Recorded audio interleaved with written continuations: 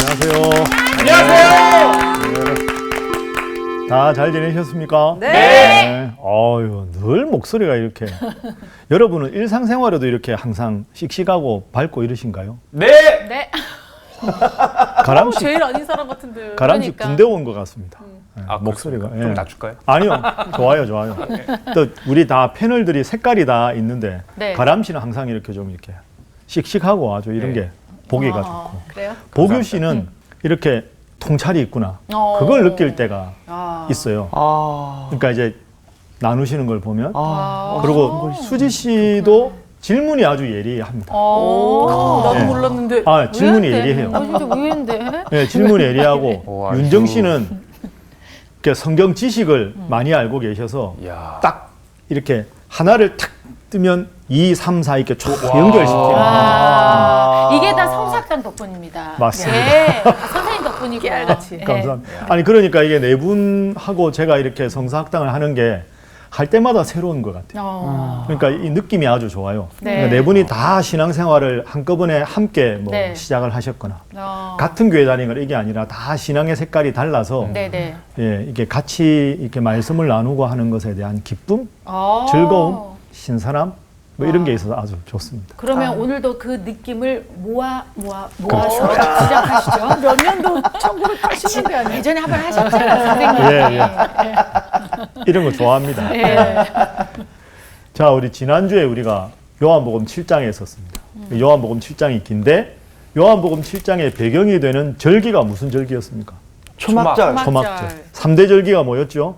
유월절, 77절, 초막절. 유칠초. 유7초. 아, 네. 역시 가람씨. 예. 네. 6월절, 77절, 초막절. 그러니까 초막절에서 예수님께서 일주일간 계속되는 초막절 절기에 초기에 은밀하게 올라가셨다가 하나님 말씀을 전하시고 7일간의 초막절 행사가 끝나고 이제 8일째 되는 날 성회로 많은 사람들이 모였을 때 딱 하신 말씀, 우리가 지난주에 살펴본 37절. 누구든지 목마르거든 내게로 와서 마시라. 나를 믿는 자는 성경의 이름과 같이 그 배에서 생수의 강이 흘러나오리라. 그래서 초막절의 주인공은 나다. 그래서 정말로 생수의 강, 성령의 충만함을 십자가와 부활과 승천 이후에 아버지 하나님께서 선물로 주실 것이다. 그리고 이 생수의 강을 전달해 주기 위해서 하나님께서 보내신 반석이 나다. 그런데 왜 이렇게 성황리에 일주일 내내 기뻐하고 즐거워하면서 초막절의 완성자고 주인공인 나를 알아보지 못하고 나의 말씀을 듣지 않고 나를 믿지 않느냐 하는 안타까움이 있었고, 그 안타까움에 대해서 일부 무리들은 예수님을 향해서 마음을 열기도 하고 일부 무리들은 여전히 잘못된 선입관으로 예수님을 배척하고 특히 종교 지도자들은 예수님에 대해서 끊임없이 문제 있다고 말하고 그런 상황에서 딱 누가 나옵니까? 니고데모가 탁 나와서 아니다.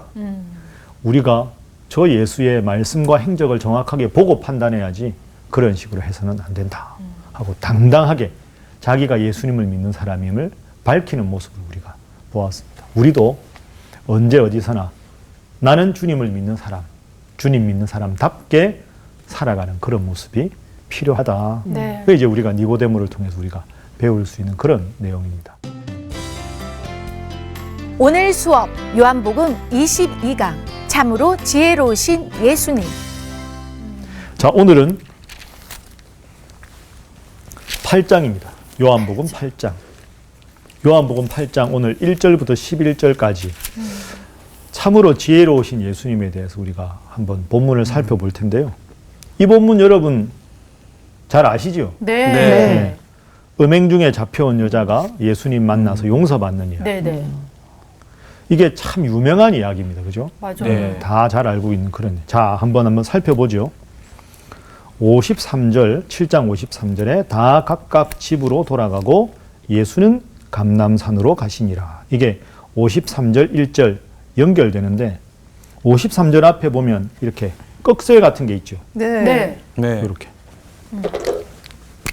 이렇게 돼 있고요. 네. 네. 11절 끝에 이렇게 돼 있습니다. 그렇죠? 네. 그러니까 오늘 다룰 요한복음 8장의 11절 마지막에 이렇게 돼 있습니다. 시작부터 끝까지. 이게 무슨 뜻이라 그랬죠, 이게? 왜 꺽쇠를 했을까요? 괄호나 꺽쇠.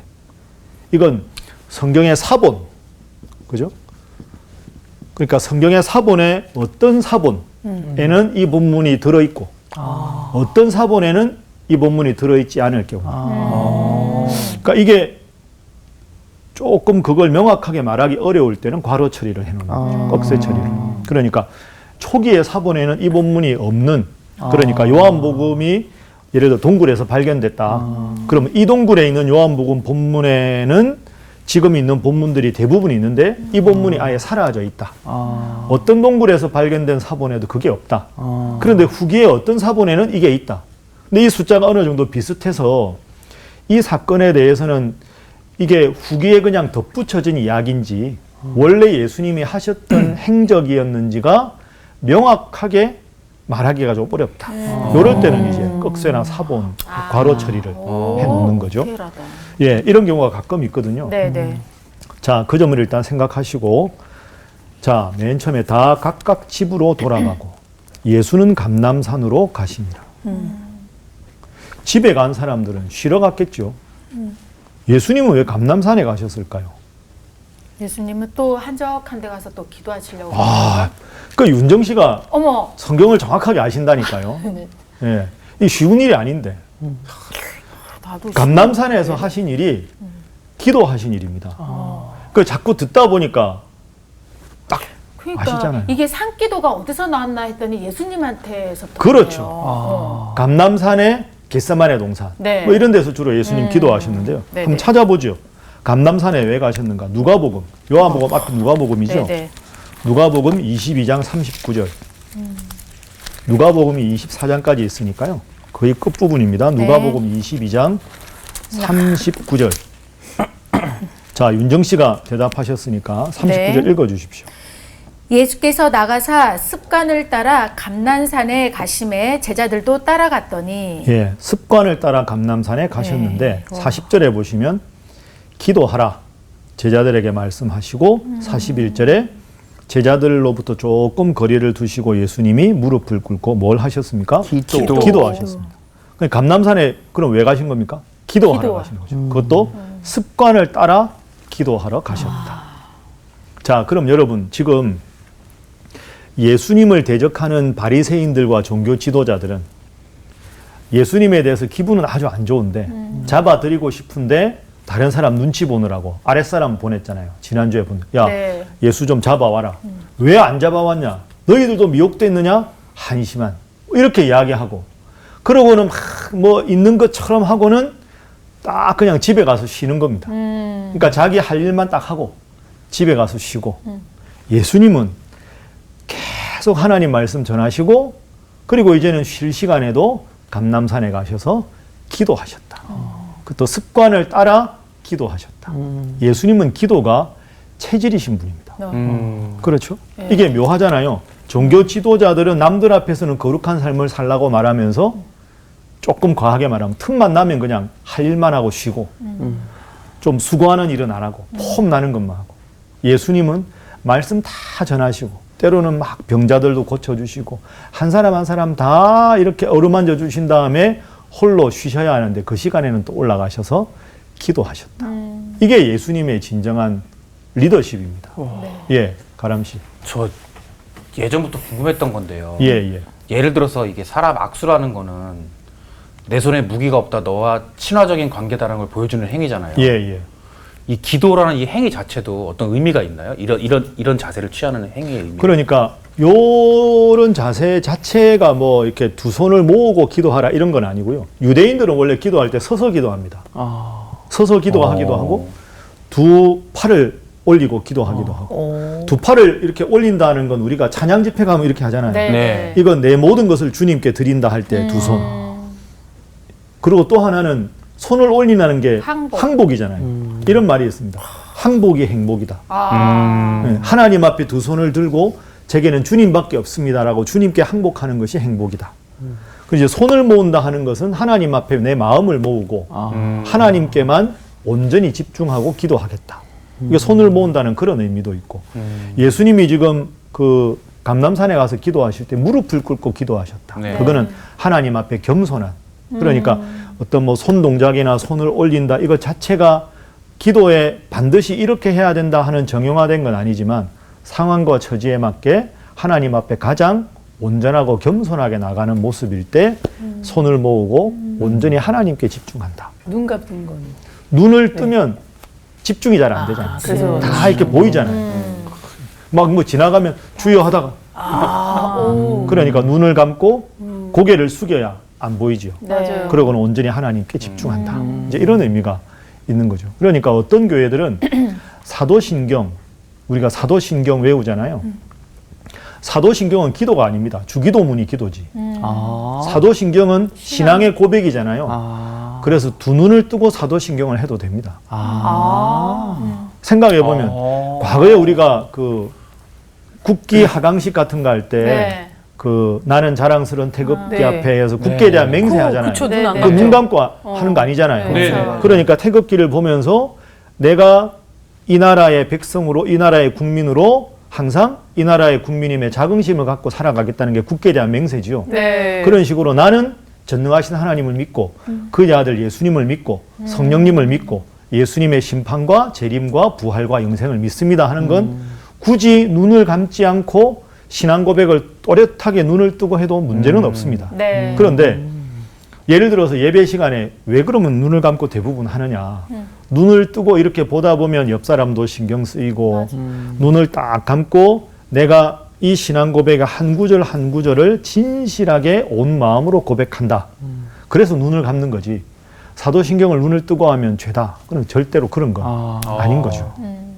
그래서 제가 신학교 다닐 때 어떤 교수님은 자, 사도신경 여러분 다 눈을 뜨고 합니다. 이렇게 한 경우도 있었습니다. 그 좀 처음에 생소했는데 가만히 이치를 생각해 보면 틀린 건 아니다. 그래서 다른 것과 틀린 것은 구분해야 되는 거죠. 그쵸. 네. 틀린 건 그러면 안 되지만 네. 다른 건 그럴 뭐 수 그렇게 있다. 할 수도 예. 있다. 그렇게 보시면 되겠습니다. 자, 본문 계속 볼까요? 성실하신 예수님의 모습, 감람산에서 기도하셨다. 아침에 다시 성전으로 들어오시니 참 대단하시죠. 하루 종일 말씀 전하고 감람산에 가서 습관을 따라 기도하시고 다시 성전에 들어와서 백성들을 가르치십니다. 그러니까 이 예수님의 성실입니다. 성실. 예수님은 정말 하나님과 능력이 같으신 분이라 사실은 이렇게 성실하게 안 하셔도 뭐 대단한데 성실의 모범을 우리에게 보여주신 거죠. 그래서 저도 이렇게 보면 성실과 겸손이 참 신앙인에게 중요한 것 같습니다. 다른 사람들이 보기에도 겸손해야 마음이 열리고 네. 하나님 앞에서는 성실해야 한다. 그래서 제가 학생들 가르칠 때도 딱 이렇게 보면 질문을 많이 하는 학생들이 있어요. 수업 시간에 신학교 강의하다 보면 공부하고 질문하느냐 공부 안 하고 적당히 말만 잘해서 질문하느냐 이게 딱 보이거든요. 네. 그럼 결국 공부를 잘하고 앞으로 잘할 학생들은 질문이 말주변이 없고 투박해도 열심히 성실하게 읽은 학생들이 성적이 점점 일취월장하고 학문적으로 발전하고요. 말은 그럴듯하게 하는데 그냥 대충대충 설렁설렁. 그러면 동료들이 보기에 학생들이 보기에는 와, 쟤 질문 되게 예리하다. 훌륭하다 해도 교수가 보기에는 너 또 책 안 읽고 저렇게 질문하는 그래, 그렇구나. 이게 이제 보이는 거죠. 예수님 보십시오.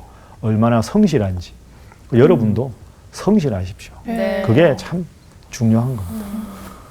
자, 아침에 다시 와서 가르치십니다. 그런데 사건이 하나 생깁니다.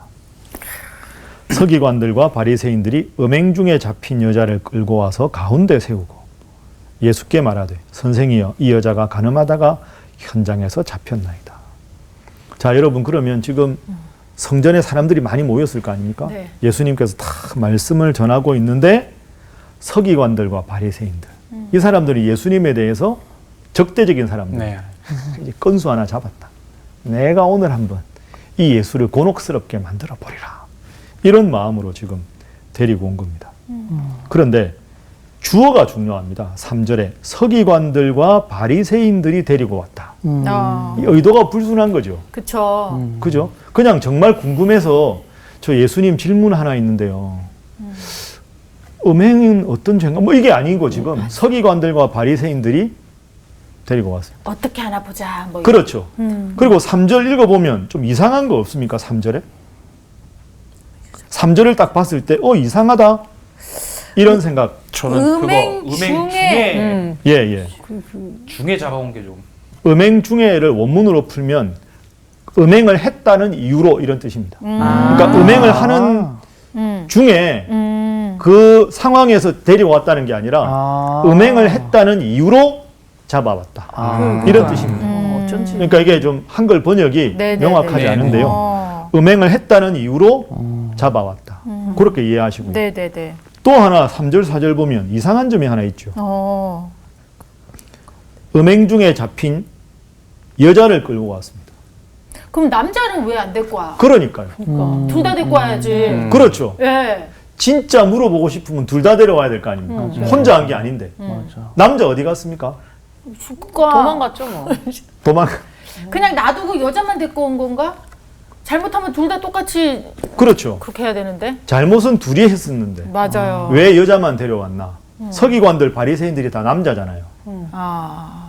그죠? 그러니까 그 당시에 여성을 좀 하대하는 문화가 있었겠죠. 네네. 그리고 또 하나 생각할 수 있는 건 이 사람들이 지금 순수한 의도가 아니라는 겁니다. 그렇죠. 정말 그게 궁금했으면 그 둘에 대해서 물어봐야 되는데 맞아. 여자만 데리고 왔다. 그럼 여자의 인권은 어떻게 됩니까? 지금 이 상황에서. 그렇죠. 그렇죠. 네.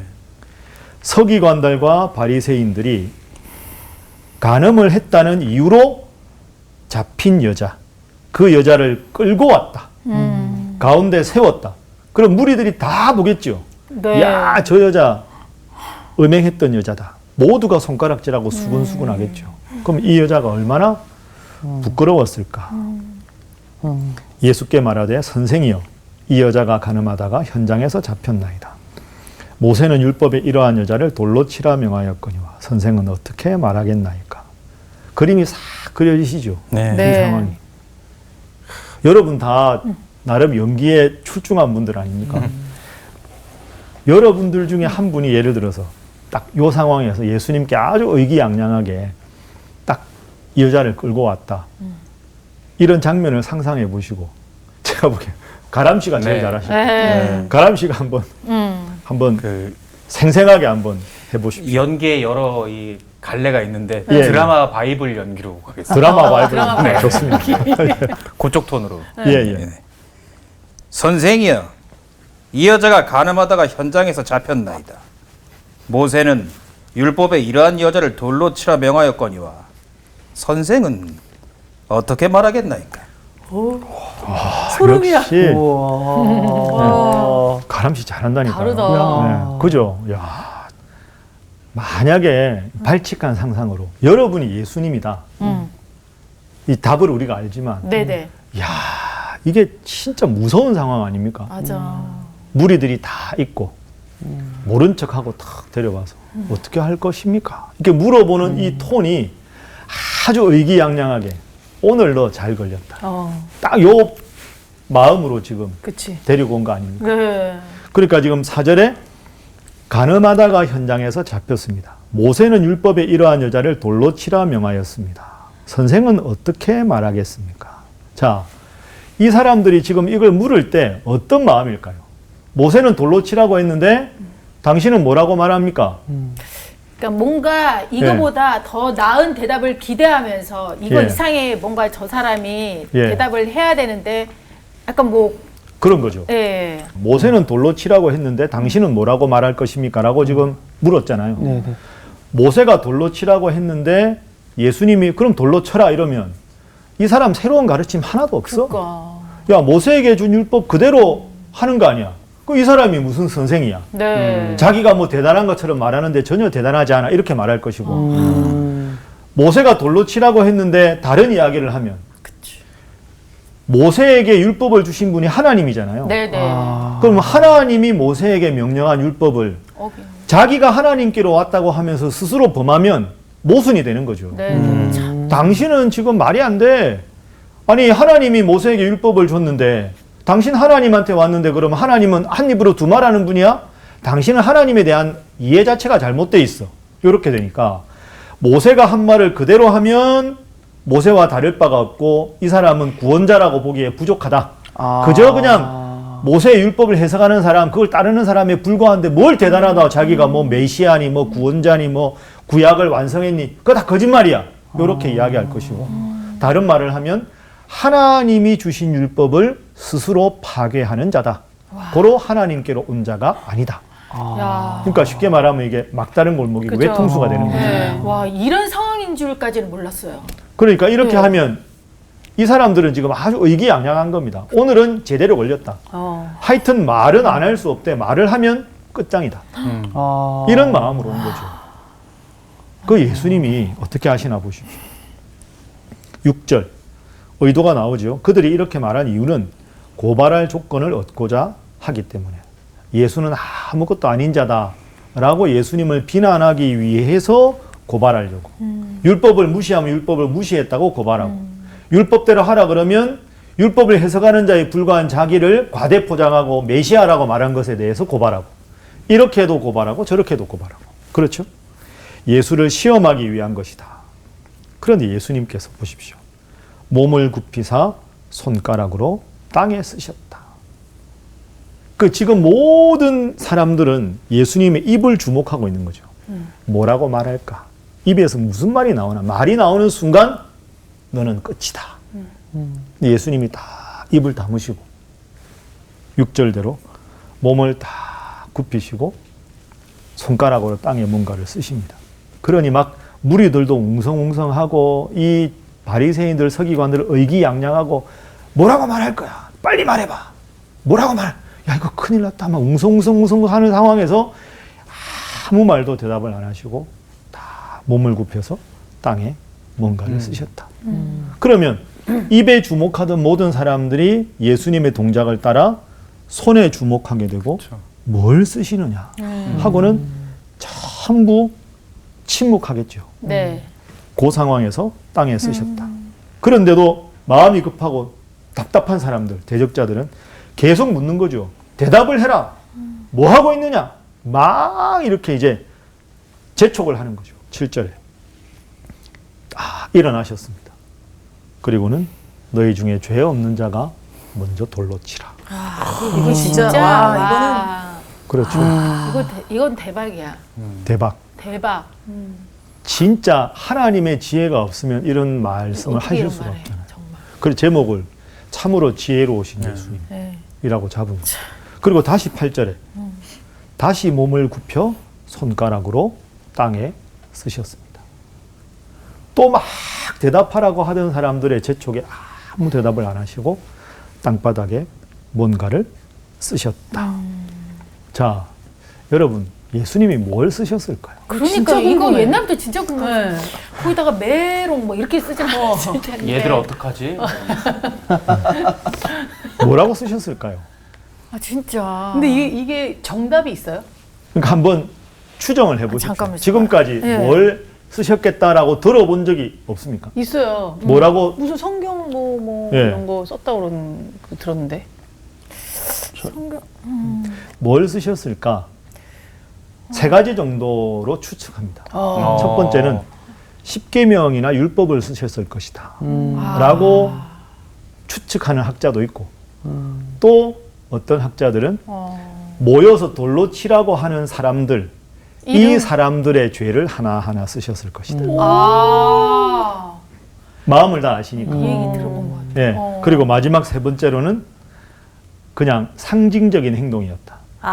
이렇게 글쩍글쩍. 그러니까 계속 입에 주목하고 무슨 말씀을 하시든지 올가미를 딱 엮으려고 하고 있는 그들에게 그냥 침묵해라. 너희들은 하나님 앞에 죄가 없느냐. 저 여인을 향해서 비난하고 돌 던지려고 하기 전에 스스로를 돌아보라.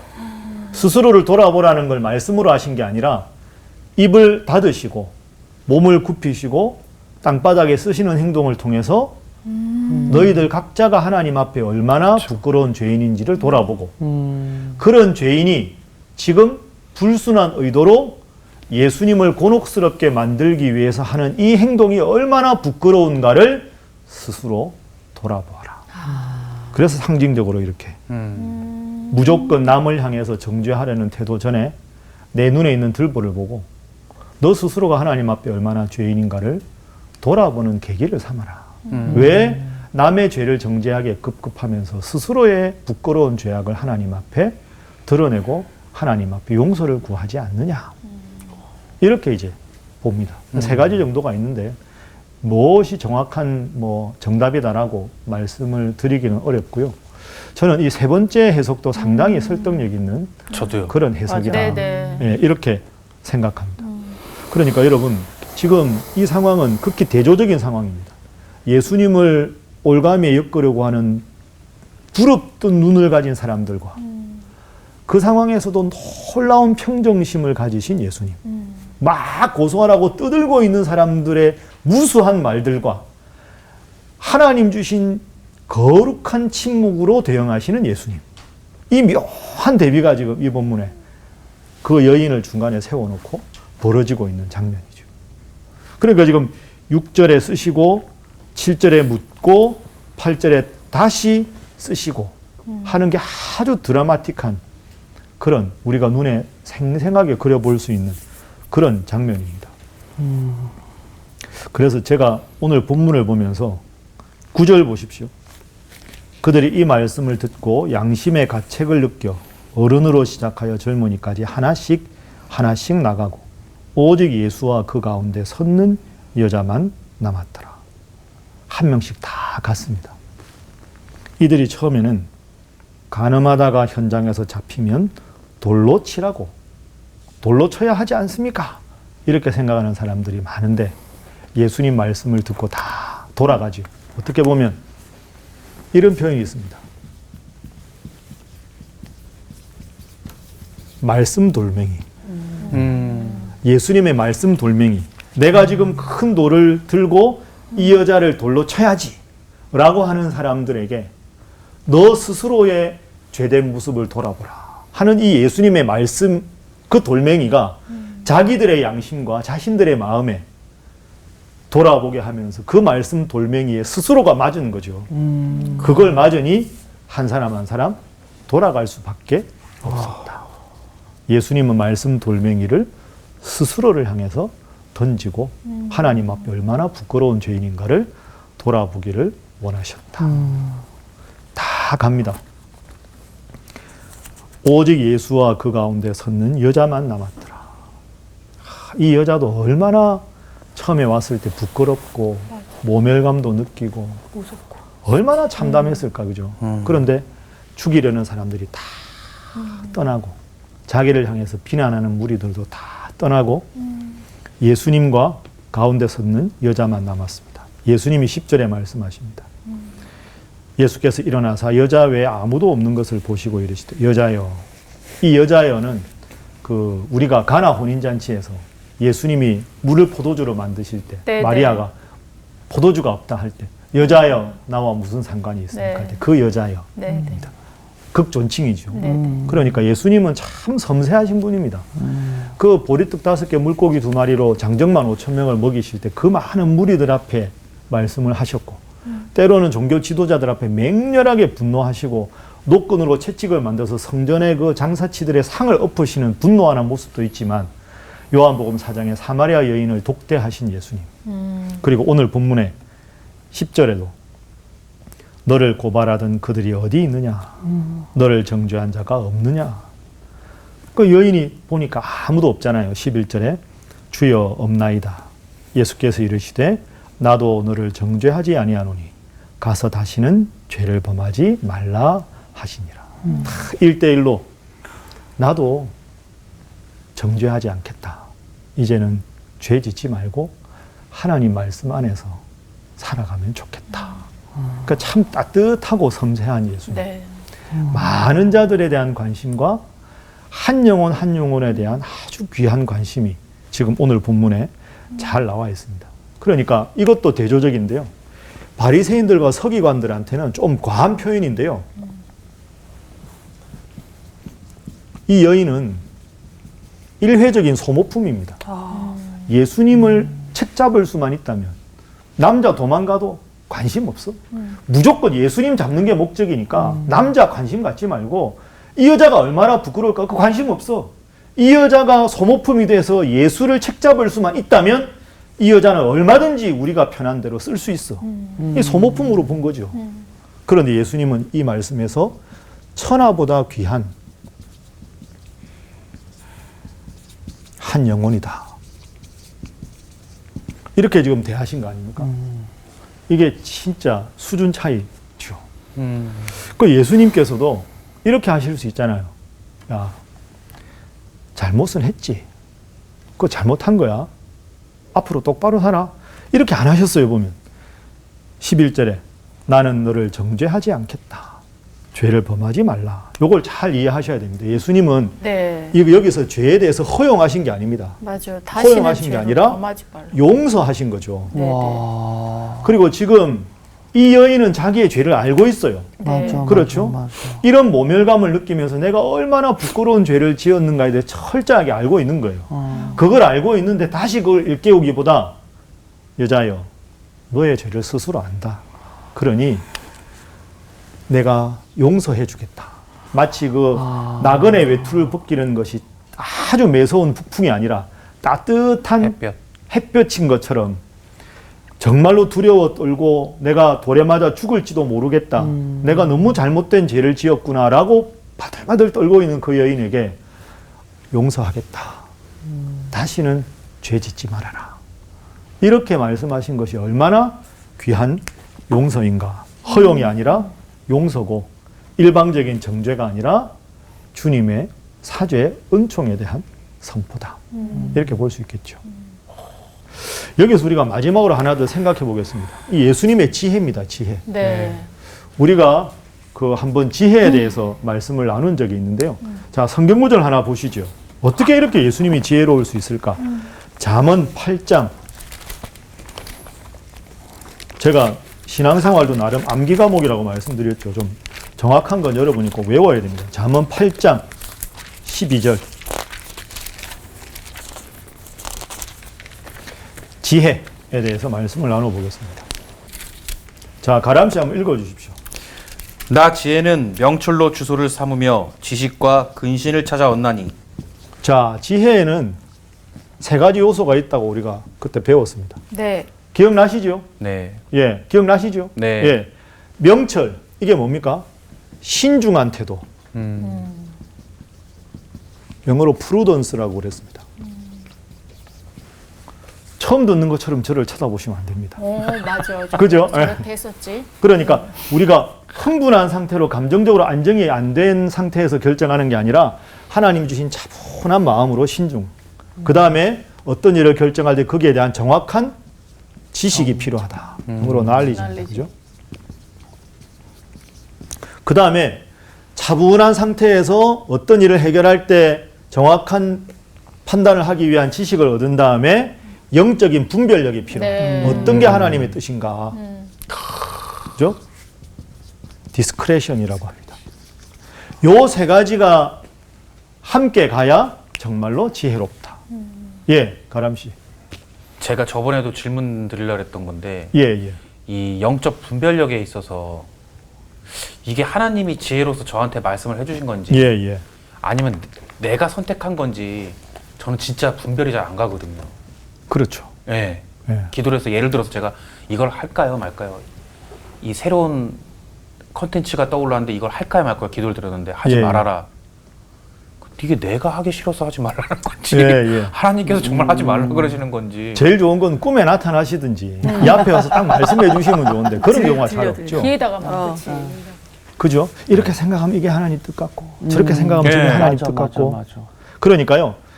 이게 오늘 본문에 나타난 예수님의 지혜인데요. 예수님은 대적자들의 상황을 보고 막 흥분해서 말씀하시지 않으셨습니다. 차분하게 마음에 하나님 주시는 평안함을 가지고 그리고 이 상황을 정확하게 분별하시고 가늠하다가 붙잡힌 여인, 남자가 없고 여인만 왔고 대적자들이 지금 이렇게 와 있고 무리들이 있는 그런 상태에서 구약에 가장 정통한 예수님께서 영적으로 정확하게 분별하셔서 가장 필요한 이렇게도 저렇게도 대답할 수 없는 상황에서 정말 하나님의 지혜로 대답을 하셨잖아요. 그러면 우리가 모든 일을 할 때 감정적으로 마음의 평안을 얻고 그 일에 대해서 가람씨 질문대로 이게 하나님 뜻인가 저게 하나님 뜻인가 이렇게 했을 때 어떤 문제, 어떤 유익, 어떤 문제, 어떤 유익이 있는가를 보고 마지막으로 영적으로 분별해야 되는데 이걸 위해서 우리가 할 수 있는 건 제일 중요한 건 기도입니다. 그죠? 네. 하나님의 뜻을 알 수 있는 게 기도죠. 기도하는 시간에만 하는 게 아니라 늘 깨어서 기도하는 게 그래서 중요한 겁니다. 그럼 예를 들어서 가람씨 같은 경우는 이 일을 하는 것이 하나님 뜻일까 안 하는 게 하나님 네. 뜻일까를 할 때 그 시간만 기도할 게 아니라 하나님 이 일에 대해서 하나님의 명확한 뜻을 알고 싶습니다. 하나님께서 저에게 분명한 마음의 확신을 주십시오. 라고 기도하면 예를 들어서 말씀을 읽기도 하고 예배를 드릴 때도 있고 때로는 혼자 산책할 때도 있고 혼자 운전할 때도 있고 네. 항상 그 기도 제목을 염두에 두는 거죠.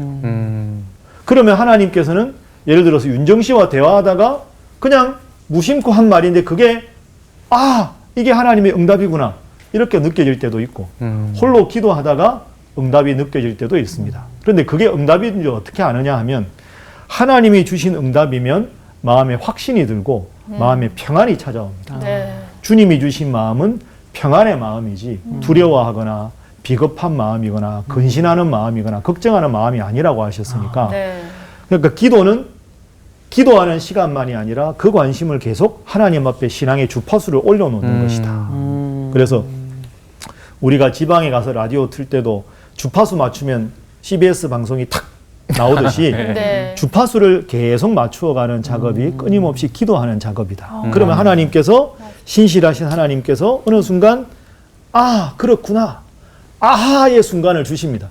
그 아하의 순간 이후에 마음이 평안해지고 더 이상 이 문제로 마음이 나누어지지 않을 때 그걸 우리는 영적으로 분별된 기도의 응답이다 라고 말할 수 있습니다. 그리고 그 기도의 응답은 한 번, 두 번 경험해 보면 이것이구나 라고 분명히 마음에 확신이 듭니다. 네. 그 일을 위해서 우리 윤정 씨도 같이 열심히 기도해 주시고 네네. 여러분들도 서로 기도하셔서 범사에 정말로 이럴 수도 없고 저럴 수도 없는 상황에서도 정말 멋지고 지혜로운 대답을 하신 예수님처럼 하나님 주신 지혜로 날마다 살아가는 여러분 모두가 되시기 바랍니다.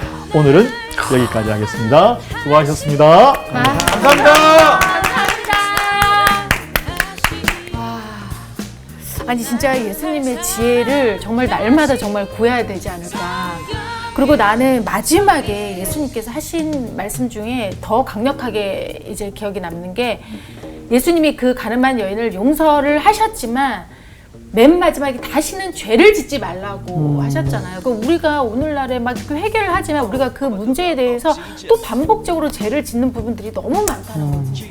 그래서 우리가 그 죄도 반복적으로 짓지 않도록 우리가 하는 것도 큰 숙제지 않나 그런 생각이 들어요. 저는 뭐 거의 지혜라는 거에 대한 총 그냥 집합이라는 생각이 들었던 게, 우리 믿는 사람들이나 믿지 않는 사람들도 지혜가 가장 지금 갈급한 건데, 명철과 지식까지는 세상 사람이랑 비슷한 것 같은데, 그럼 그거를 신중한 태도로 열심히 지식을 구했을 때 대충의 답이 나온단 말이죠. 근데 우리는 근신이란 단계를 겪었을 때, 영적 분별력을 봤을 때, 지식까지 다 했는데 하지 말아라 할 때가 있다? 그럼 그걸 놓는 게 진짜 진정한 하나님의 안에 있는 지혜인데, 이걸 왜 하지 못하게 하지 하면서도 그걸 놨을 때 평안을 겪어봤잖아. 그래서 예수님의 이 지혜를 저 근신에 조금 더 집중을 할 필요가 있겠구나. 그러려면 더 기도를 해야겠구나. 이런 생각이 들어요.